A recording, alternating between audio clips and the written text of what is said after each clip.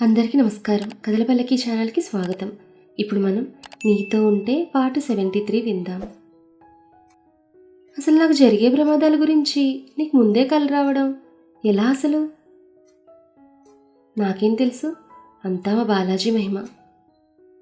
దీన్ని బట్టి చూస్తే నువ్వు ఒకవేళ నాకు దూరంగా వెళ్ళిపోయి ఉన్నా ఎక్కువ రోజులు దూరంగా ఉండేదాన్ని కాదన్నమాట. అదేంటి? ఎందుకంటే నువ్వు దూరంగా వెళ్తే నేను బ్రతుకున్నాను కదా. నాకేమైనా జరిగితే నీకు ముందే తెలుసు అంటుండగా రవి మాట పూర్తవ్వకముందే తన చేత్తో రవి నోటును మూసేసింది. ఏంటా మాటలు? ఇంకోసారి ఇలా మాట్లాడారంటే నేను ఏడ్చేస్తాను చెప్తున్నాను. క్యాజువల్గా అన్నానురా, ఇంకెప్పుడు అననులే, సరేనా? అలగకూడదు, నా బంగారం కదా. నేనేం అలగలేదులేండి, అనవసరమైన మాటలు ఎందుకని అన్నానంతే.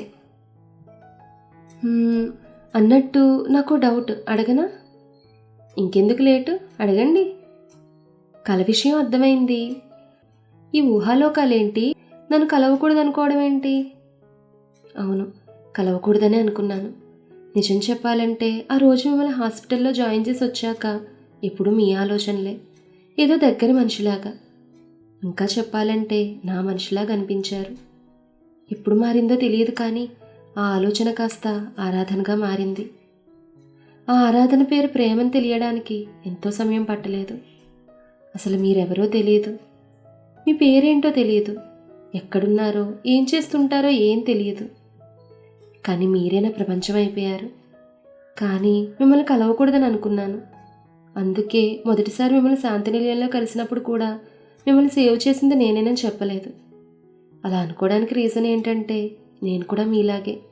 నాకు కూడా నా అనుకున్న వాళ్ళు మళ్ళీ నాకు ఎక్కడ దూరం అయిపోతారో అన్న భయం. కానీ అన్నీ మనం అనుకున్నట్టు జరిగితే జీవితం ఎలా అవుతుంది? దూరం అయ్యారనుకున్న నా వాళ్ళు తిరిగి నా జీవితంలోకి వచ్చారు. నేను ప్రేమించిన రాజకుమారుడే శాశ్వతంగా నా వాడయ్యారు. అంజలి మాటలకి రవి ఏం మాట్లాడకుండా నవ్వుతూ తన వైపే చూస్తుండడంతో, ఏంటి దిష్టి కొట్టేలా అలా చూస్తున్నారు అని అడిగింది అంజలి. నువ్వు అనుకున్నట్టు నన్ను కలవకపోయి ఉంటే నా పరిస్థితి ఎలా ఉండేదా అని ఆలోచిస్తున్నాను. ఏముంది అంటూ రవిని ఇమిటేట్ చేస్తూ ఇలానే మన సీరియస్గా మొహం పెట్టి నవ్వితే ఎవరికైనా ఆస్తి రాసిచ్చేయాలేమో అనేలా ఉండేవారు.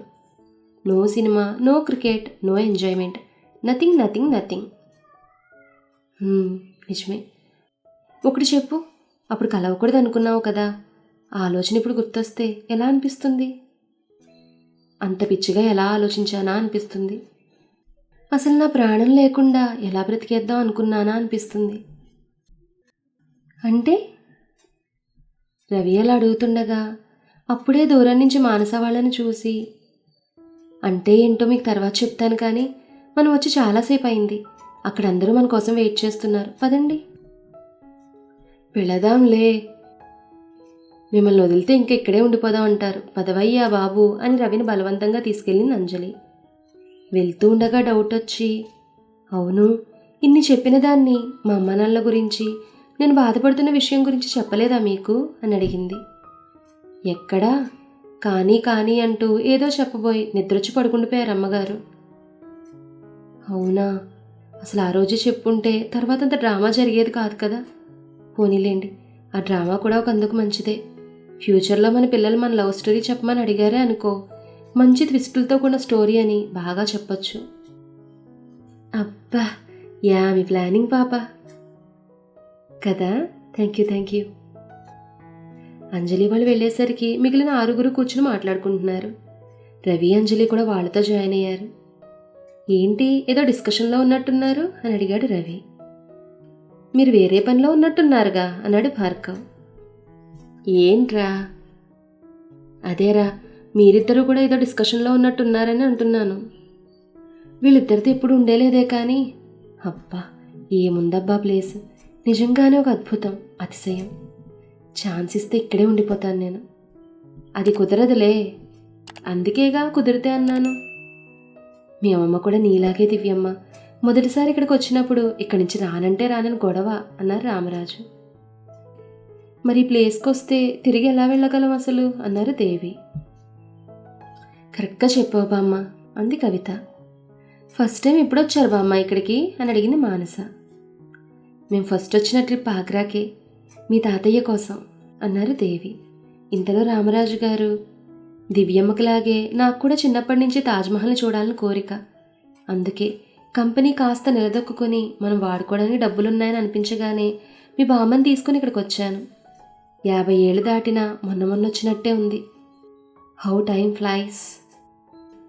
ఫస్ట్ టైం అమ్మమ్మతో రావడం ఇంకా స్పెషల్గా అనిపించి ఉండుంటుంది కదా తాతయ్య మీకు అంటూ రవి వైపు చూస్తూ ఇప్పుడు నాకు అనిపిస్తున్నట్టుగా అంది అంజలి. అంతేగా మరి, తాజ్మహల్ అంటేనే ప్రేమకు చిహ్నం. ఇలాంటి ప్లేస్కి ప్రేమించిన వ్యక్తితో రావడం కంటే స్పెషల్ ఏముంటుంది? ప్రేమంటే గుర్తొచ్చింది, మీ లవ్ స్టోరీ చెప్పండి తాతయ్య అని అడిగింది అంజలి. ఇప్పుడా అన్నారు రామరాజు గారు. ఇప్పుడే, ఎప్పుడూ అడుగుదాం అనుకుంటున్నాను, కుదరలేదు. ప్లేస్ కూడా సరిగ్గా సెట్ అయింది. చెప్పండి తాతయ్య, ప్లీజ్ ప్లీజ్ ప్లీజ్. రామరాజు గారు దేవి వైపు చూడగానే, నా వైపు చూస్తారేంటి, మీ దివ్యమ్మ అడుగుతుందిగా, చెప్పండి అన్నారు దేవి. దాదాపు 55 సంవత్సరాల క్రితం అని రామరాజు గారు మొదలుపెట్టగానే టింగ్ టింగ్ టింగ్ టింగ్ టింగ్ అని అంజలి. ఏంటది అన్నారు రామరాజు గారు. Effects black and white days కదా, ఫీల్ కోసం మీరు చెప్పండి, కంటిన్యూ. మరి చాలా పేద కుటుంబం. మా అమ్మ నాన్న చాలా కష్టపడి నన్ను చదివించారు. వాళ్ళ కష్టాన్ని చూసే నాకు జీవితంలో ఏదైనా సాధించి ఆ కష్టాలు లేకుండా చేయాలని అనిపించేది. ఏం చేయాలని ఆలోచిస్తున్న నాకు సొంత వ్యాపారం మొదలు పెట్టాలని అనిపించింది. ఆ ప్రయత్నం మీదే మా నాన్నను కష్టపడి ఒప్పించి హైదరాబాద్ వచ్చాను.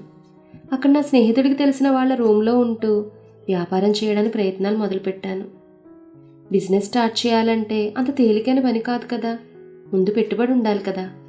ఎంతోమంది ఫైనాన్షియర్ల చుట్టూ, ఎన్నో బ్యాంకుల చుట్టూ తిరిగాను.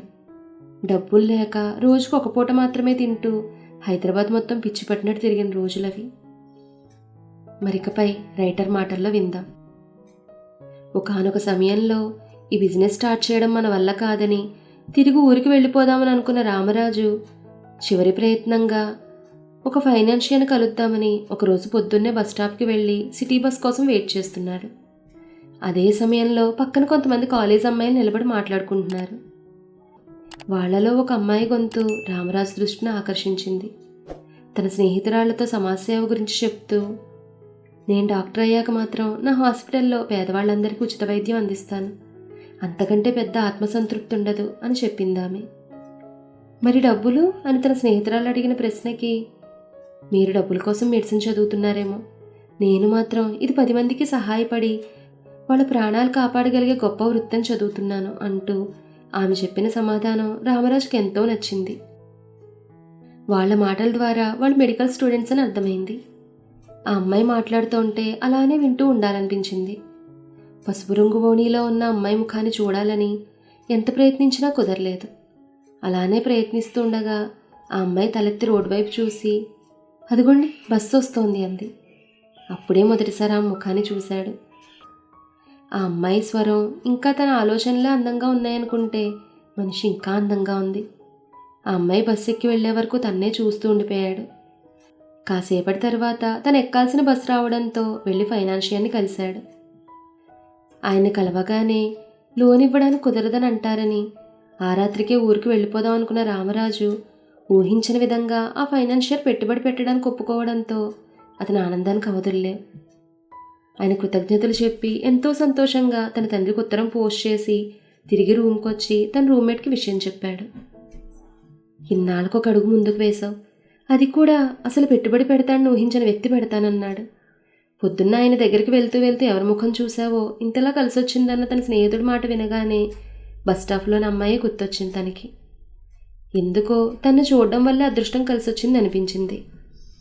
ఆ రోజు నుంచి రోజు అదే సమయానికి ఆమెను చూడ్డానికి బస్ స్టాప్కి వెళ్ళేవాడు. తన స్నేహితురాళ్లతో ఆమె మాటల ద్వారా ఆమె ఆలోచనలు, ఆమె మనసు తెలుసుకున్న రామరాజుకు నెమ్మదిగా పేరు కూడా తెలియని ఆమె మీద ఇష్టం కలిగేలా చేసింది. మరోవైపు తన కంపెనీ ప్రయత్నాలు కూడా ఊపందుకున్నాయి. కొన్ని రోజుల తర్వాత రామరాజు ఆ అమ్మాయి వైపు చూస్తుండగా తన స్నేహితురాలు చూడ్డంతో తల తిప్పేసుకున్నాడు. ఒసే, వారం నుండి చూస్తున్నాను, అతను ఎవరో రోజు ఈ టైంకే ఇక్కడికి వచ్చి నిన్నే చూస్తున్నాడు అంటూ ఆ అమ్మాయి చెవిలో చెప్పింది. ఆ అమ్మాయి అలానే తల వంచుకొని తన కళ్ళని నెమ్మదిగా రామరాజు వైపు తిప్పింది. ముఖం కనపడలేదు, కానీ అతని డ్రెస్సింగ్ చూస్తే బుద్ధిమంతుల్లా అనిపించాడు. చూసావా అని తన స్నేహితురాలు అడిగిన ప్రశ్నకు నోర్మి అని సైలెంట్గా ఉండిపోయింది. ఆ రోజు నుండి ఆ అమ్మాయి కూడా రామరాజును అలానే గమనించడం మొదలుపెట్టింది. ఆ విషయం రామరాజుకు తెలియదు. ఆ తర్వాత ఒకరోజు ఆ అమ్మాయి తన స్నేహితురాలు బస్ స్టాప్లో ఏదో సబ్జెక్ట్ గురించి మాట్లాడుతున్నారు. ఆ అమ్మాయి తన నోట్స్ చూపించి ఏదో ఎక్స్ప్లెయిన్ చేసి ఆ నోట్స్ అక్కడే బెంచ్ మీద పెట్టి తీసుకెళ్ళడం మర్చిపోయింది.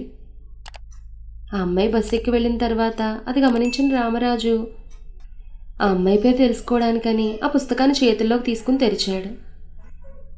మొదటి పేజీపై సుమిత్రాదేవి అని రాసుంది. సుమిత్రాదేవి, మంచి పేరు. పాపం పుస్తకం మర్చిపోయింది. రేపు ఇచ్చేయాలనుకుని ఆ పుస్తకం తనతో పాటు తీసుకుని వెళ్ళిపోయాడు. ఆ రోజు సాయంత్రం కాలేజీ నుంచి తిరిగి వచ్చిన తర్వాత అక్కడ మొత్తం వెతికిన దేవికి తన పుస్తకం కనపడలేదు. ఆ రాత్రి దేవి గురించి ఆలోచిస్తున్న రామరాజుకు తన ప్రేమ గురించి చెప్పడానికి ఇదే మంచి అవకాశం అనిపించింది.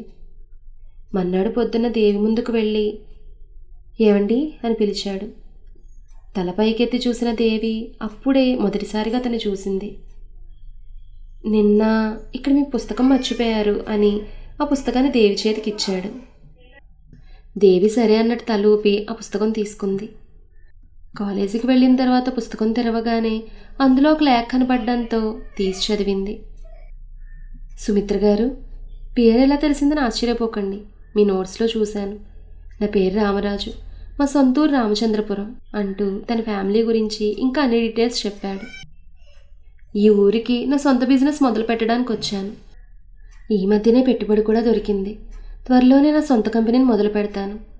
ఇదంతా మీకు ఎందుకు చెప్తున్నానంటే గత కొద్ది రోజులుగా మిమ్మల్ని చూస్తున్నాను. మీ ఆలోచనలు, మీ మనసు ఎలాంటివో మీ మాటల ద్వారా తెలుసుకున్నాను. మీరు ఒప్పుకుంటే మీ చదువు అయిపోయి నేను బిజినెస్లో కాస్త స్థిరపడిన తర్వాత మిమ్మల్ని పెళ్లి చేసుకోవాలని అనుకుంటున్నాను. ఎవరో అనామకుడు వచ్చి మిమ్మల్ని ఇలా అడిగితే మీకు కోపం వస్తుందని నాకు తెలుసు. మిమ్మల్ని నేను బలవంతం చేయట్లేదు. నా గురించి చెప్పాల్సిందంతా చెప్పాను. ఆలోచించడానికి మీకు కావాల్సినంత సమయం తీసుకోండి. మీ నిర్ణయం తీసుకున్న రోజు మీకు సరే అంటే ఆకుపచ్చ రంగు ఓణి, మీకు ఇష్టం లేదంటే ఎరుపు రంగు ఓణి కట్టుకుని రండి. ఇలా ఉత్తరం రాసినందుకు, ఇలా మాట్లాడినందుకు దయచేసి తప్పుగా అనుకోకండి. నా మనసులోని మాట చెప్పడానికి ఇంతకంటే వేరే మార్గం కనపడలేదు. ఆ ఉత్తరం చదివిన దేవికి కాసేపు కాళ్ళు చేతులు ఆడలేదు. ఈ ప్రేమలు ప్రేమలేఖలు లాంటివి రామారావు నాగేశ్వరరావు సినిమాల్లో తప్ప నిజంగా ఉంటాయని కూడా ఆమెకు తెలియదు. అసలు ఎలా రియాక్ట్ అవ్వాలో కూడా అర్థం కాలేదు. అప్పటి వరకు తన కంపెనీ పేరు ఏం పెట్టాలని ఆలోచిస్తున్న రామరాజు తమ ఇద్దరి పేర్లు వచ్చేలా ఆర్ఎస్ అని పెట్టారు. మరి ఆ తర్వాత ఏం జరిగిందనేది నెక్స్ట్ ఎపిసోడ్లో తెలుసుకుందాం. ఈ కథ మీకు నచ్చితే లైక్ చేయండి, షేర్ చేయండి, కామెంట్ చేయండి. అలాగే మన కథల పల్లకి ఛానల్ని సబ్స్క్రైబ్ చేసుకోండి. ధన్యవాదాలు.